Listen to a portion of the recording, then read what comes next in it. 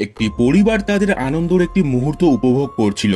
সেই সময় জানালা দিয়ে একটি কাক ঘরের ভিতর ঢুকে পড়ে এবং অজান্তেই ঘরের অনেক মূল্যবান জিনিস ভেঙে ফেলে। টিনজা অনেক কষ্টে একটি বড় কাপড় দিয়ে কাকটিকে ধরে ফেলে। টিনজার মা কাকটিকে তার কাছে আনতে বলে এবং ঘরের জিনিসপত্র নষ্ট করার রাগে কাকটিকে ঘাড় মোটকে মেরে ফেলে। টিনজা বাইরের ডাস্টবিনে কাকটিকে ফেলতে আসে, কিন্তু টিনজার কাকটির জন্য খুবই কষ্ট হচ্ছিল, কারণ টিনজা ছিল খুবই কাইন্ড হার্টেড। এরপর রাতে টিনজা যখন তার রুমে শুয়েছিল, তখন জানলার বাইরে থেকে একটি কাকের চিল্লানোর আওয়াজ পায় সে।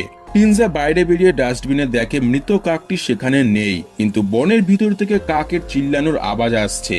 টিনজা সেই কাকের আওয়াজ শুনে বনের ভিতর যেতে শুরু করে। টিনজা দেখে সেই মৃত কাকটি এক জায়গায় পড়ে আছে, কিন্তু তার মধ্যে এখনো কিছুটা প্রাণ বেঁচে ছিল। কিন্তু কাকটি এমন অবস্থায় পড়েছিল যে সে এতটুকু প্রাণ নিয়ে খুবই কষ্ট পাচ্ছিল। তাই টিনজা তাকে কষ্ট থেকে মুক্তি দেওয়ার জন্য পুরোপুরি কাকটিকে মেরে ফেলে।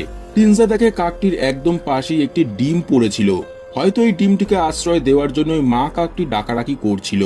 টিনজা ডিমটি তার সাথে ঘরে নিয়ে চলে আসে এবং খুব যত্ন সহকারে গরম জায়গায় রেখে দেয়। টিনজা ঘরে কাউকে না জানিয়েই ডিমটিকে খুব যত্ন সহকারে তার বেডরুমে রাখত। একদিন সে দেখে ডিমটি হঠাৎই অনেকটা বড় হয়ে গেছে। টিনজা এটা দেখে খুব অবাক হয়ে যায় এবং আবার সেটিকে একটি টেডির ভিতর গরম জায়গায় রেখে দেয়। যত দিন যাচ্ছে ডিমটি যেন আরো বড় আকার ধারণ করছে। এই ডিমটি টিনজার যেন ভালো বন্ধু হয়ে উঠেছিল। একদিন টিনজা জানতে পারে তার মায়ের অন্য একজনের সাথে অ্যাফেয়ার চলছে। তার বাবা এত সাদাসিধে মানুষ, তা সত্ত্বেও মায়ের এমন কাজ দেখে টিনজা খুবই কষ্ট পায়। সে তার প্রিয় ডিমটির উপর মাথা রেখে চোখের জল ফেলতে থাকে। সেই সময় ডিমটি এবার ফাটতে শুরু হয় এবং ভিতর থেকে একটি হাত বেরিয়ে আসে। টিনজা ভয়ে তার লকারের ভিতর ঢুকে যায় এবং ভিতর থেকে উকি মেরে দেখে ডিমটি পুরোপুরি ফেটে একটি বাচ্চা কাকের মতো প্রাণী সেখান থেকে বের হয়েছে। কিন্তু প্রাণীটি আকারে অনেকটা বড় ছিল। সে যেন টিনজাকেই খুঁজে বেড়াচ্ছিল।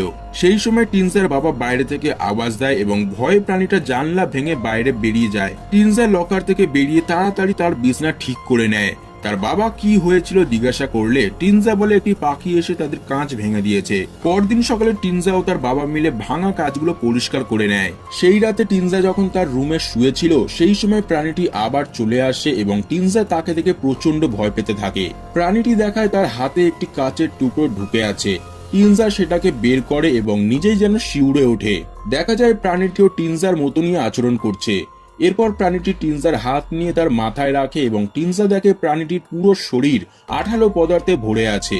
তাই টিনজা প্রাণীটিকে বাথরুমে নিয়ে গিয়ে ভালোভাবে প্রথমে সাবান দিয়ে স্নান করিয়ে নেয় এবং তাদের মধ্যে বন্ধুত্ব গড়তে শুরু হয়ে যায়। সেই সময় টিনজার ভাই বাথরুমে ঢোকার চেষ্টা করে, কারণ তার জোরে টয়লেট পেয়েছিল সেই সময়। কিন্তু ভিতরের প্রাণীটিকে দেখে নেবে বলে টিনজা তার ভাইকে বাইরে গিয়ে টয়লেট করে আসতে বলে। রাতে টিনজা বিছানায় শুয়ে লড়ি শোনায় এবং খাটের তলায় প্রাণীটি শান্তভাবে ঘুমিয়ে পড়ে। কিন্তু মধ্যরাতে হঠাৎ টিনজার পোষা কুকুরটি প্রচন্ড ঘেউ ঘেউ করতে শুরু করে। টিনজার ঘুম ভাঙলে দেখে তাদের কুকুরটি তার বিছানায় পড়ে আছে এবং প্রাণীটি কুকুরের মাথাটাই খেয়ে ফেলেছে।